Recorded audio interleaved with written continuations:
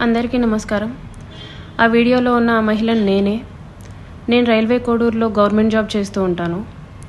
గత సంవత్సరంన్నర ముందు జూన్ 14, 2024లో రైల్వే కోడూరు ఎమ్మెల్యే అయిన ఆర్వా శ్రీధర్ గారికి నేను కంగ్రాచ్యులేషన్స్ చెప్దామని చెప్పేసి ఫేస్బుక్ ద్వారా మెసేజ్ చేయడం జరిగింది. అతను మొదటి రోజు అయినా సరే నాతో 2-3 గంటలు మాట్లాడారు. లాస్ట్లో అతని నెంబర్ నాకు ఇచ్చి నా నెంబర్ అతను తీసుకున్నారు. టెలిగ్రామ్ అనే యాప్లో నాకు మెసేజ్ చేశారు. నా గురించి అంతా తెలుసుకుంటూ వచ్చారు. అంటే నువ్వేం చేస్తూ ఉంటావు, ఎక్కడ ఉంటావు, నీకు పెళ్ళయిందా, నీ భర్త ఏం చేస్తాడు, పిల్లలు ఉన్నారా, ఇదంతా తెలుసుకుంటూ వచ్చారు. నా భర్త నాకు దూరంగా ఉంటున్నాడు అనేసి తెలుసుకున్నారు. నేను నా బాబుతో ఉంటాననేసి నేను చెప్పాను. అలా అనుకోవద్దు, నువ్వేం ఒంటరివి కాదు, నీకు నేనున్నాను, ఎటువంటి సిచ్యువేషన్ అయినా సరే నేను నీకు ఉంటాను అని చెప్పేసి నెక్స్ట్ డే నుంచే నాకు అటువంటి ప్రామిసులు చేయడం జరిగింది. అటువంటి భరోసాలు ఇవ్వటం జరిగింది ఆయన నుంచి. సరే అని చెప్పేసి నేను నార్మల్గానే మాట్లాడుతూ వచ్చాను. ఒక 2 రోజుల తర్వాత ఆయన నా న్యూడ్స్ అడగడం స్టార్ట్ చేశారు. వీడియో కాల్స్ చేయని చెప్పేసి బలవంతం చేయడం స్టార్ట్ చేశారు. ఇదంతా కరెక్ట్ కాదండి అనేసి నేను అన్నప్పుడు అతను చాలా ఫాస్ట్గా టర్న్ అయిపోయి సీరియస్ అయిపోయి నన్ను బెదిరించడం జరిగింది. ఇది నా కోడూరు, నా నియోజకవర్గం, నువ్వు ఒక చిన్న ఎంప్లాయీవి, నీకు ట్రాన్స్ఫర్ చేయాలన్నా సరే నేనే దిక్కు, నీ మీద ఎంక్వైరీలు వేయిస్తాను, నీ కొడుకు నువ్వు ఒక్కరే ఉంటారు, జాగ్రత్త మరి చూసుకో అని చెప్పేసి బెదిరించడం జరిగింది. అయినా కూడా నేను న్యూస్ పంపలేదు. కానీ దాని తర్వాత నుంచి కలుద్దామని చెప్పేసి నన్ను చాలా టార్చర్ చేయడం జరిగింది. కలుస్తావా లేదా అని చెప్పేసి బెదిరించడం జరిగింది. నేను కలవను అని చెప్పేసి జూన్ 14 నుంచి ఒక 20 రోజుల దాకా నేను అసలు కలవను అని చెప్పేసి భయపడుతూనే చెప్పాను. భయపడుతూనే నేను ఇగ్నోర్ చేస్తూ వచ్చాను. ఆయన ఒకసారి అన్నారు, నీ కొడుకు నువ్వు ఒంటరిగా ఉంటారు, చూసుకో, నీ కొడుకు ఏమైనా అయితే నన్ను అడగద్దు అనేసి భయపెట్టడం జరిగింది. సరే అని చెప్పేసి నేను జూలై 9, 2024లో ఫస్ట్ టైం కలిశాను అతన్ని. ఆయనే వచ్చేసి కారులో మా ఇంటి దగ్గరికి వచ్చి పిక్ చేసుకొని కడప రూట్ వెళ్దాం, కడప దాకా వెళ్దాం అనేసి చెప్పారు. ఏం మాట్లాడాలి అనేసి నేను అడిగాను. ఏమొద్దు, ఏం మాట్లాడద్దు, కడప దాకా వెళ్దాం అనేసి చెప్పారు. కడప దాకా వెళ్లకుండానే రాజంపేట దగ్గర ఏదో పల్లె దగ్గర ఆపేశారు. మొత్తం డార్క్గా ఉంది ప్లేస్. ఎందుకండి ఆపారు అనేసరికి నాకు నువ్వు సెక్షువల్గా కావాలి అనేసి అడిగారు. లేదండి, నేను సెక్షువల్గా కుదరదు, నేను అలాంటి దాన్ని కాదు అనేసి చెప్పాను. నేను అలా చెప్పేలోపే నా ప్రైవేట్ పార్ట్స్ని టచ్ చేయటం, నన్ను బలవంతంగా దగ్గరికి తీసుకోవడం లాంటివి జరిగాయి. నేను కార్ డోర్ ఓపెన్ చేయడానికి ట్రై చేశాను.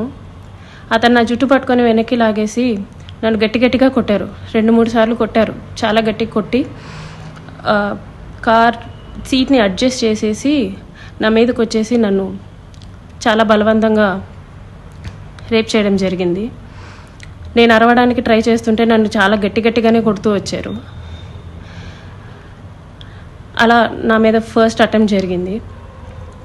నన్ను ఇంటి దగ్గర డ్రాప్ చేసి నేను దిగుతున్న టైంలో, నువ్వు ఈ విషయం ఎవరికైనా చెప్పినా సరే నువ్వు కొలాప్స్ అయిపోతావు, నీ ఫ్యామిలీ కొలాప్స్ అయిపోతుంది, స్పాయిల్ చేసిస్తాను అని చెప్పేసి నాకు చెప్పడం జరిగింది. నేను ఆ భయంతో వెళ్ళిపోయాను, ఇంటికి వెళ్ళిపోయాను. నేను మా బాబే ఉంటాము. నెక్స్ట్ డే కూడా ఆయన కలుద్దాం, మాట్లాడాలి అని చెప్పేసి బెదిరిస్తూ వచ్చారు. అలా నాకు ఆగస్ట్ ఎండింగ్లో నా ఫస్ట్ ప్రెగ్నెన్సీ అతని వల్ల వచ్చింది. ఈ విషయం నేను అతనికి చెప్పాను. చెప్తే అబార్షన్ చేయించుకో వెంటనే అనేసి అన్నారు. నేను అబార్షన్ చేయించుకోవట్లేదు, నీ వల్ల నాకు ఇంత జరిగింది, నేను అబార్షన్ చేయించుకోవట్లేదు అంటే అప్పటికి నన్ను బెదిరించారు. నువ్వు అబార్షన్ చేయించుకుంటే నువ్వు బ్రతుకుతావు, నీ ఫ్యామిలీ బాగుంటుంది, నీ ఉద్యోగం బాగుంటుంది, లేకపోతే నా గురించి నీకు తెలుసు అని చెప్పేసి చెప్పడం జరిగింది. నేను అబార్షన్ చేయించుకోను, ఎట్టి పరిస్థితుల్లో అబార్షన్ చేయించుకోను అనేసి నేను వాదించాను.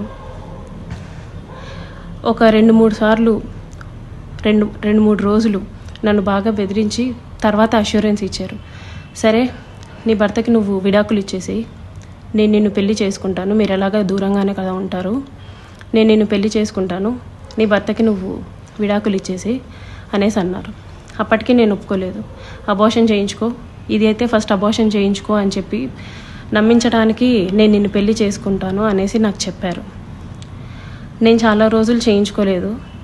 అలా ఒక 2 months నాకు ప్రెగ్నెన్సీ ఉంది.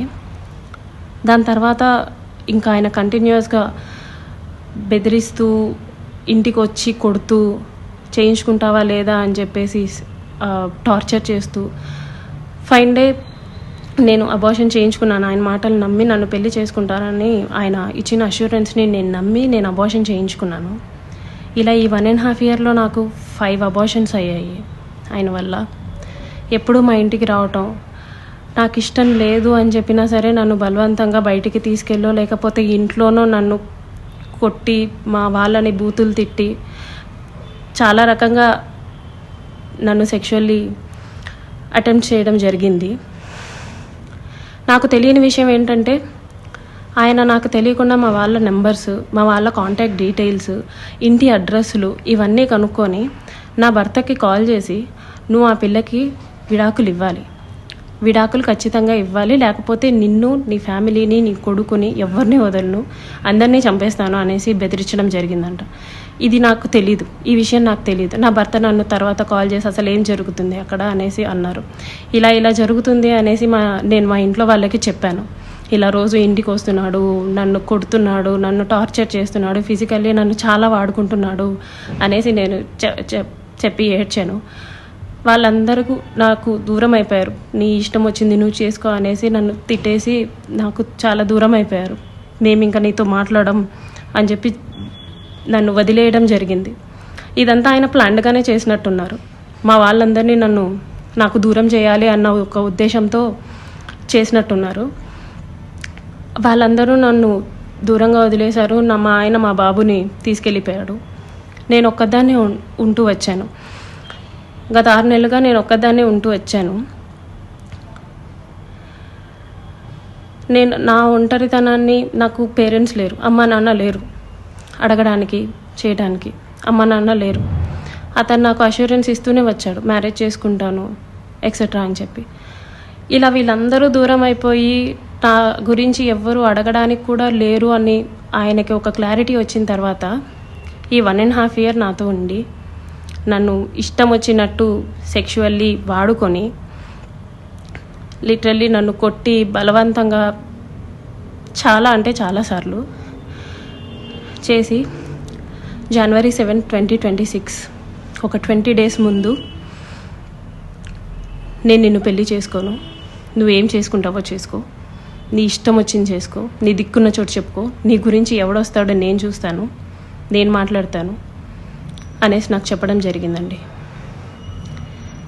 It's been 20 days. అతను నన్ను వదిలేసి ఈ 1.5 సంవత్సరం నేను నరకం చూశాను. అతని వల్ల చూడాల్సిన నరకం అంతా చూశాను. నాకు ఇప్పుడు న్యాయం కావాలని చెప్పేసి నేను కోరుకుంటున్నాను. దాని గురించి పోరాటం చేస్తున్నాను.